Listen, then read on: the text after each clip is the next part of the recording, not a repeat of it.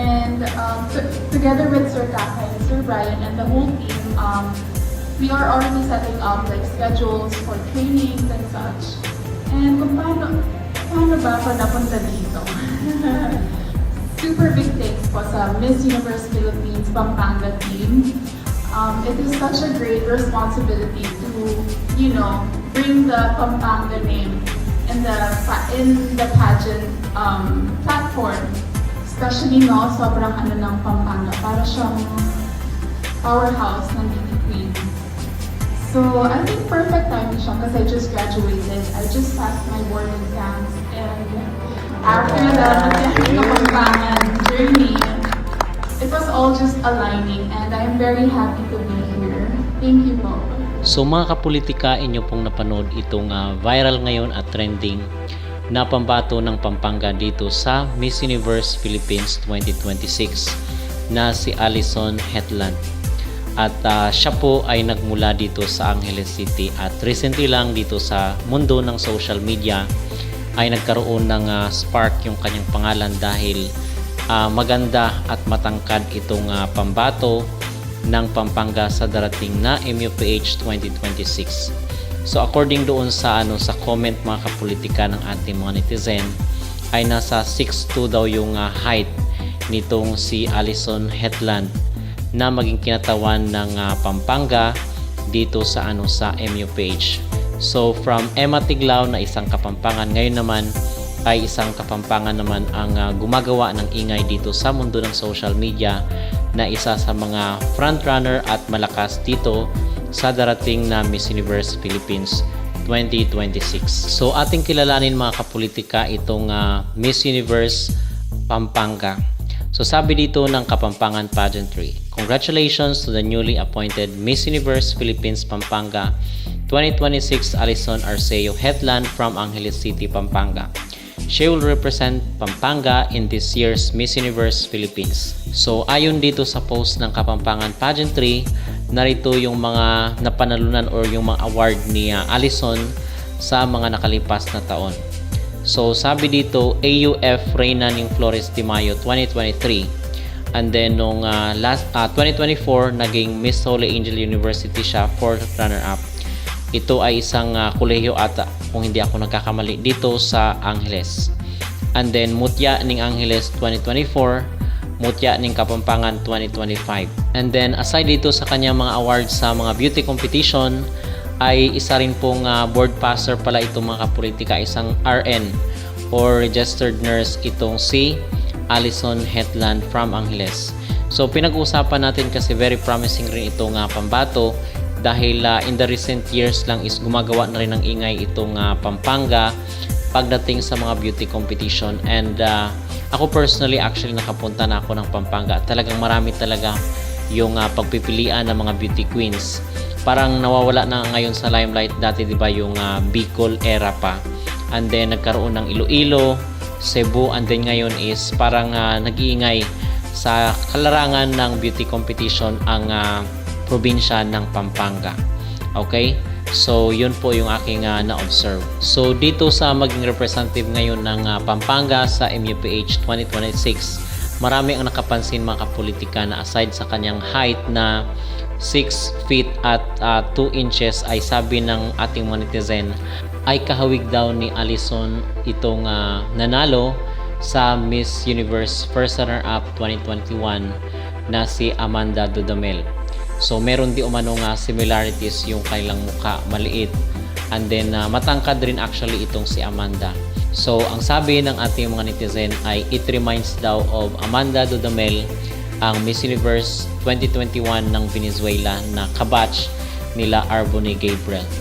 So the fact na doon sa Latin community, kasi wala pa namang nakaagaw ng trono ng Miss Universe, so most probably ay doon pa rin sa Latin community. Kung mananalo man itong pambato ng Pampanga ay wala akong issue mga kapolitika dahil nga yung yung deserve niya ngayon pa lang. Pero sa tingin ko ay nakaka-excite talaga itong magiging MUPH 2026 dahil I believe na grabe ang magiging bardagulan ng mga former beauty queens, mga veteran na pagdating sa mga beauty competition. And then itong mga baguhan, at halimbawa na lang natin itong ating natalakay na si Alison Hetland.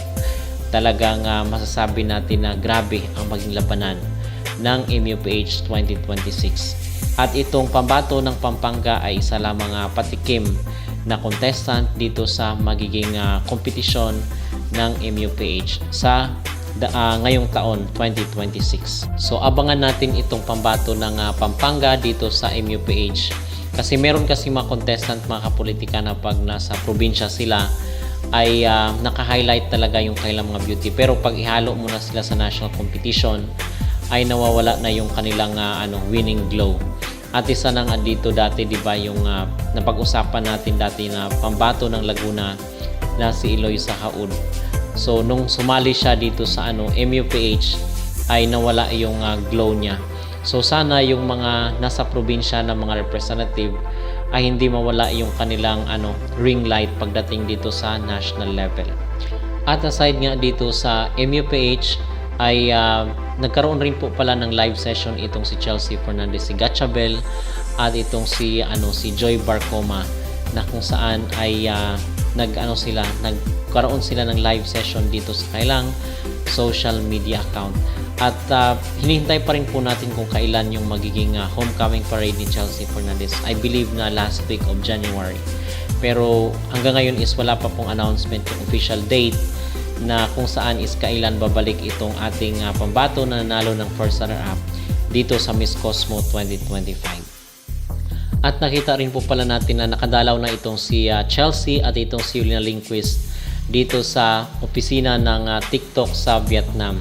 At samantala, mga kapolitika, meron pong post itong si Parade of Beauty dito sa kanyang social media account or social media page, na kung saan ay palaisipan isang blind item ang kanyang pinost, na ang hula ng ating mga netizen, sasali daw kasi ito sa MJ All-Star.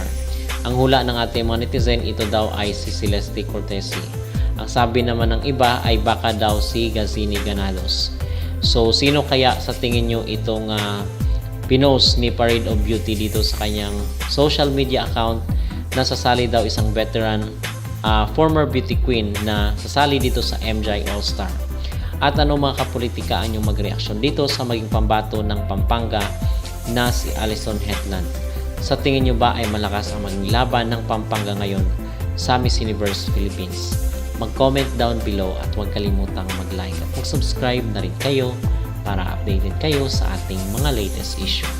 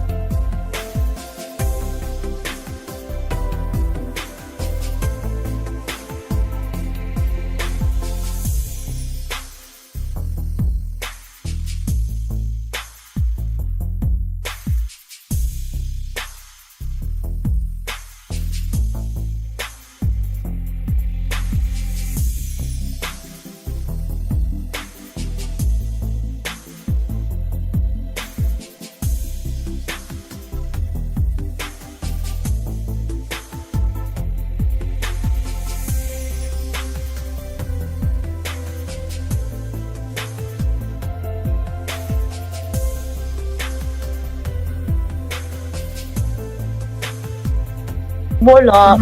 Ano pa ba ang mga problema? Hindi siya effective. Masakit pa. Oo, Masakit pa yan. Parang sumasabit siya sa mga butas sa ulo ko. Pwede. Masakit din siya kapag may sugat yung ulo mo, no? Talaga, Tapos ewan ko, dati talaga yung mga kuto ko, may season lang, every summer siya. Nawawala tas nabalik? Sabi kasi mas dumadami pag mainit. Ganun? Oo, te. Bakit tuwing Basta ang nangyari sa akin, nagkakuto ko, tapos isahang walaan na rin siya. Hindi siya seasonal. ako every summer, kasi every summer nga ako umuwi ng probinsya. Tapos, te, pag may kuto ka, huwag kayo magpariban, awa na lang talaga, te. Kasi ang dami kong mga kaklase dati na kutuhin, tapos nagpariban, ate, straight yung buhok mo, pero may mga glitters. Uy, meron namatay akong pa na sa kwento. plancha. Meron akong kwento. Sabi nung elementary ako, clueless siguro siya, wala siyang alam. Sabi ba naman niya, ano yung glitters sa buhok mo? Sabi niya, ante. Ano, sa ulo mo? Nahiya na lang ako. Oo, di niya alam mga lisayo. Oh my God, Chelsea Fernandez, kutuhin. Wait lang, nagcha-charge ako. Ayun. Perfect. Pero nakakaawa rin yung mga babaeng may lisa, may mga kuto. Kasi Tapos alam mo ba, nakakahiya. alam mo ba may kuto ang patay? Totoo ba? Oo, te, pag nategi ka, naglalabasan daw yung mga kuto mo. Tapos may chismis sa akin dati yung nanay ko. Kaya ayokong magkakuto ng bata. Kasi sabi niya, bahala kapag nategi ka, pati yung buhok ko daw sa baba magkakakuto, ate. Totoo ba? Oo, te, tas Legit ba to? oo nga, te, may kuto ang patay. Tapos naglalabasan sila kasi wala silang masipsip na dugo. So kapag nategi ka daw, tas kutuhin ka, dumadami daw lumalabas daw sa ganto. Kaya wag ka daw mamamatay. Kapag meron ka na talagang kuto, hindi yung ka na, tsaka ka magkakakuto. Ay, hindi ko alam yung history. Basta pag may kuto ang patay, yun lang yung alam ko. Hindi ko alam kung saan sila nang gagaling. So baka may kuto na dati, tas nung nategi, saka lang naglabasan. Pero meron nga mga kuto yung may mga Hello Kitty. O true daw, sabi nila. Di ba? Pero yan yung mga moments na ayaw ko na rin balikan. Pero paano ba? Paano ba mawala ang kuto? Siyempre siguro hygiene, ligo. Shampoo. Yung nanay ko, Shampoo. ano ka ba dati? Gugo na shampoo. Ay hindi, never ko na Saka aloe vera. Ate, in-aloe vera ako ng nanay ko, nagmagaling siya. Usual mo naman, mahal yun Ate, hindi nagtatanim lang kami ng aloe vera sa loob ng bahay. Oo. Di ba binibili sa supermarket? Please! Serious Yung nanay ko, naman? very resourceful. Siya ang tunay na Miss Earth. So, may aloe vera kami, te. Tapos, pag binuksan mo yung aloe vera kasi, may parang gel siya sa loob. Pero ang catch, ang baho kasi ng aloe vera, sis. Ang bantot niya talaga. ng totoong aloe vera? Oo, te, amoy putok siya. Talaga ba? True, te, amoy putok yung aloe vera. So, yung nanay ko dati, dahil sabi niya, nakakaganda to ng buhok. Te, dumukot lang siya sa lupa. Yung sa mga paso niya, dinukot niya, te, nugasan na. Tapos, hiniwa niya sa gitna. Tapos, ginagano niya sa anit namin, te. Straight from the dahon ng aloe vera, te. Amoy putok yung ulo ko talaga, te.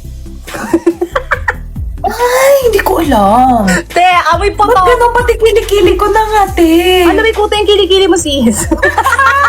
Kasalanan mo to. Truly. Diba? Amoy putok yung aloe vera. So, yun pala, mga ano pa bang ways para Para gumanda yung- Siguro wag kayo dapat talaga iwas na may katabi. Oo, te. Kasi magpapalitan lang kayo ng kuto. Truly. Kaya yung mga, kaya yung nanay ko dati.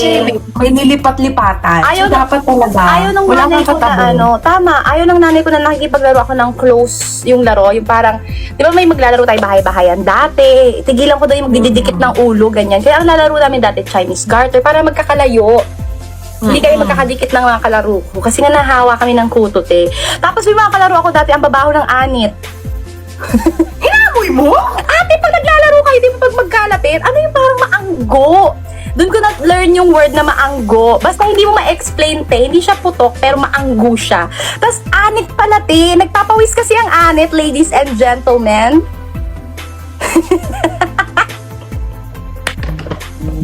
Hindi ko na kaya. Ate! Sobrang dami namin ginagawa sa ulo namin dati. So, naranasan ko din yung gata ng nyog para shiny. Naranasan ko din yung mayonnaise, ate, na para bang hamburger yung ulo ko. Mayonnaise yung ulo ko, te. Pero yung mayonnaise na plain. Ni, parang last day ko tonight. Parang hindi mo na ako babalik sa TikTok live na mga 1 week. Nagpapahinga muna ako. Napagod siya sa usapang puto. Maanggo yun. Maanggo yun. Di ba tama yung term, maanggo? Nakakatawa. Yung maanggo kasi, ano siya, parang hindi siya mabaho, pero amoy siya from pawis. Yun yung tawag pag amoy from pawis. Maanggo, ganyan. Maangdod pag Ilocano. Nagbangsit. Ayan, mabaho. Amoy araw. Yung araw kasi katawan, iba talaga yung amoy ng anit, sis. Para siyang damit na napawisan tas nakulog. Ayoko na. Time out. Okay, next topic tayo. Tigilan na yung ulo. First time ko kasi marinig yun. Yung maanggo? Oo. Ako kasi, kaya hindi ako pikunin kasi yung nanay ko ang unang bully sa buhay ko. So, bago ko pa marinig sa ibang tao, narinig ko na sa nanay ko. Kaya hindi ako pikunin. Yun, so narinig ko pag sa nanay ko pag mabaho na kami, ang gulang ulo nyo, ganyan. So, yung nanay ko talaga yung parang binild talaga yung self-esteem ko sa pang-down. Pag sinasabi niya, mabaho ka na, ganyan. So, hindi ako... Pero bakit mukha kang Miss Lisa looking? May lahi ba si mama or si papa mo? May hindi siya inaamin. Charing. Charing. Yung Bakit ito na yung chance? Hindi, yung tatay ko Mapaamin kasi natin from yung Dumaguete. Kamukha ko yung tatay ko. Lahat kaming magkakapatid, pare-pares ng mata. Ganyan. Kamukha mo yung bunso. Ay, ba anak mo yun? Anak ko yun, tinago ko. So, nung high Oo. school, nabuntis ako. Tapos, lumipat ako ng school from QC to Antipolo, dun sa Baras.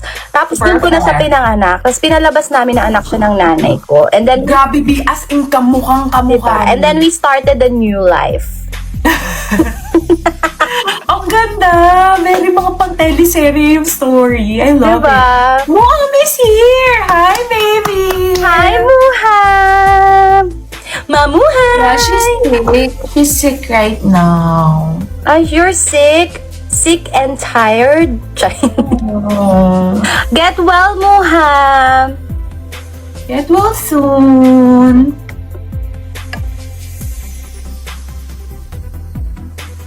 Shinchao, Muham! Ay, Thai siya, diba? Tay siya, Okay, babe. Muham! Raikan Topini! Wow, ano yun? Pang BL yun, te. Ano ibig sabihin nun? Opening yun ng mga BL. So, kung nanonood ka kala Bright Win before, pag nanonood ka laging Yan. Raikan Topini. Nung pandemic season, yung mga pinapanood ko, mga BL series. Tapos, hilig ko sa hilig ko yun si, anong pangalan ni Bright doon sa sa palabas na yon. Kasi lagi siya nakaganto. Ay, ay, kantadya ka dyan, Mare. Si Sarawat. Sarawat, tsaka si Tyne. Sarawat. Alam yan ni Muham. Sikat yan sa time. Oo, yung mga te. nag-buwas series, mga ganun. Raikan Topini. Anong Sarawat? Sarawat yung pangalan nung bida na lalaki. Tapos yung leading boy, kasi parehas silang lalaki. Boys love kasi siya. So yung lalaki si Tyne. Tapos laging pag si Sarawat, tinatawag niya, Tyne! Ganun siya, para siyang si Aura. Sino nag-introduce sa'yo niyan? Paano mo nalaman? Bored ako nung pandemic, so nag-explore ako. Pandemic days to. Oo, te. Parang sa Netflix yata yun, Together yung title. Oo, walang kwenta yung mga topic natin ngayon. Tattoo. Mga random. May natututunan ba kayo? Kung Ako wala, naman, pandemic days, anong ganap punta mo? ako sa mga series. Anong series na pinapanood mo ng pandemic? Ang pinakauna ko talagang pinanood, yung La Casa de Papel. Ang social naman, Money Heist lang sa amin yan. Ay, La Casa de Papel? Ako Las Casas de Acuzar. Sa Bataan. May QC! Las Casas. Iba pala yun. Diba? Tsaka ano ba yung mga natutunan kong mga Spanish word? Porque contigo yo ya escogí. Very Ate Emma ka dyan. Diba? Ang Pinakanta dami pa yan. corazon ta supri. La Casa de Papel. Perfect. Okay, ano pa mga pinanood mong series? Tapos, Prison Break. Ay! Gusto ko yan! Schofield! Yes. Perfect. Tapos ang last. Yan. Ay! Pero alam mo ba, si Michael Scofield ay, ano yan? Yan. yan? Di mo alam yan? Breaking Bad. Ay, Breaking Bad! Hindi ko tinapos. Hoy, Muhem! Na-board kasi ako sa Breaking Bad. Pero maganda siya. Seryoso? Oo, te. Kasi nga, nanggaling ako sa Brightwin na series. Tapos kilig-kilig lang, te. Tapos biglang manonood. Kilig-kilig. Iba kasi talaga yung tama nung Breaking Bad. Actually, te.